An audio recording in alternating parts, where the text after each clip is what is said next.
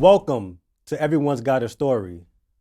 I'm your host, Lyndon Griffith Jr. Today I have a special guest, big time director. I'm talking movies, music videos, commercials.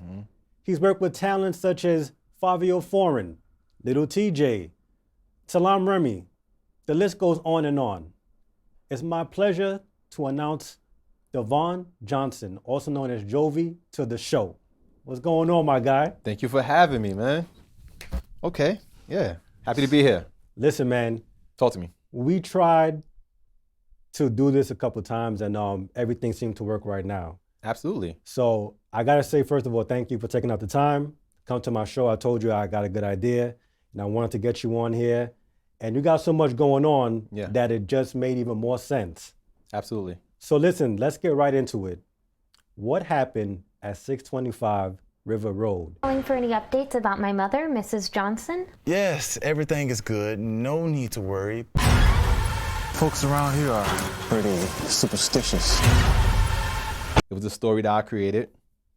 I wrote, directed the film, and I want people to watch the film and come up with their own analysis of what happened, because there's no real answer to that question.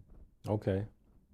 So, for the most part, I just want to take a different approach on filming. So where'd you shoot the movie at? So we shot the movie in Pennsylvania. However, the movie takes place in New York. The reason is because the locations in Pennsylvania is beautiful. When you see the house we filmed in, you'll understand exactly what I mean. It's a unique architect of a design, and it fit the movie perfectly. Does the design of the house have any significance to do with the actual story, or is this based on any true events? So it's not based on true events. It's inspired by true events. Okay. In my personal life. Okay. Yeah. So the design slightly does. It's a unique design. You will see. So how excited are you to share this film with the world? I mean, you wrote the story. So that shows already how creative you are. So how excited are you to get this because completed now, yes, right? Yes. When is it scheduled to release? Out to the public from November 2nd. Man, so we right around that time, man. Yeah. So and this is good. It premieres online for streaming January 12th. So this would fit under what criteria of a movie? It's a psychological thriller. So I mean, I may have to watch this early in the daytime if I go watch it, because sometimes the movies, man, stay in your head for a few weeks, but it sounds like it's going to be big. It is going to be big. Yeah, absolutely, man. It's one of them films that I think will stick with people for a while. Man, that's awesome, man. We got What Happened at 625 River Road. Yes. That's one of the most recent things you've done, yeah. Right? So tell me about film directing. How'd you get involved with it? Well, first and foremost, this wasn't recent. I shot this movie, I want to say 2 years ago. This was my first feature film. So this is my debut feature film, For it being my first feature film, it took a long time to complete. The whole process of filmmaking, to be completely transparent, is difficult and hard. But it's rewarding once it's finished. What led you to film directing? I always had a passion for cinema since a kid, for the most part.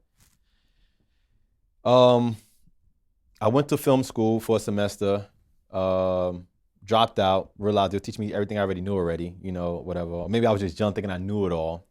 But from there, I went into music. Started doing music. I became part of a band called New Day, who actually scored most of the movie, by the way. Okay. We did our first music video with this director, and I paid a lot of money for this music video. So my expectation was high. I'm excited, I'm thinking this music video gonna be everything. When I finally got the music video, it was terrible, bro. It was a disaster. And at that time, I argued with the director. He was just not letting me get no revisits at all. He didn't give me no kind of refund. I was really disappointed with the whole experience. And I vowed to myself to never go through that again, ever, ever, ever. So, I rekindled my skills with filmmaking, and I did New Day's second music video. Knocked it out the park. Okay. To the point where people started asking me, the music is good, but who did the video though? Who did the video? And I got a lot of work from that. And that led to me working for companies like Spotify, Tidal, working with the clients like Salam Remy, you know? So from there, I did that for maybe 6-7 years. And then I said, okay, I want to take it to the next level. And that's when I wrote my first film, What Happened at 625 River Road. Wow. So I know, all right, so let's backtrack. I know you said you were doing music. Yeah. Right? So did you go to school for film directing? I did 1 semester at the Art Institute of New York. Okay. So I'm putting this together here because Yeah, absolutely. I'm a student of, I love successful stories. Yeah.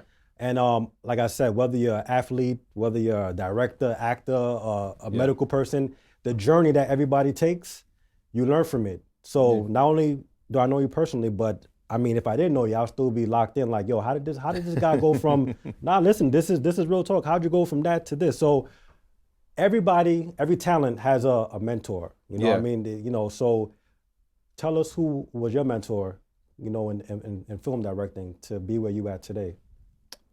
Well, I would say my partner, Attila, was probably my biggest mentor in film directing. I can give you an example of why, you know, his mentorship played a major role in particular to this film. He also helped me with the music videos and commercials as well, but in particular to this film, after we finished shooting the film and I went through the footage, I thought this was the worst thing I ever did in my life. I spent over $100,000 on this film. My God. I went home, I went through the footage. It was to me, it was the worst thing I've done in my life. I was devastated. But he told me, like, Devon, you have to go through the process. You got to edit it, and it will come out something you probably wouldn't even imagine. And he was right. He kept pushing me. So every time I revisited it and edited it again and again, it came out to be better and better. So without him, I wouldn't have had this complete project of a film. And let me tell you, if you guys didn't see the trailer, that trailer had me like, show the whole movie. So Yeah. So so what you're saying, I could definitely, cause that trailer had me like, yo, I haven't seen a movie.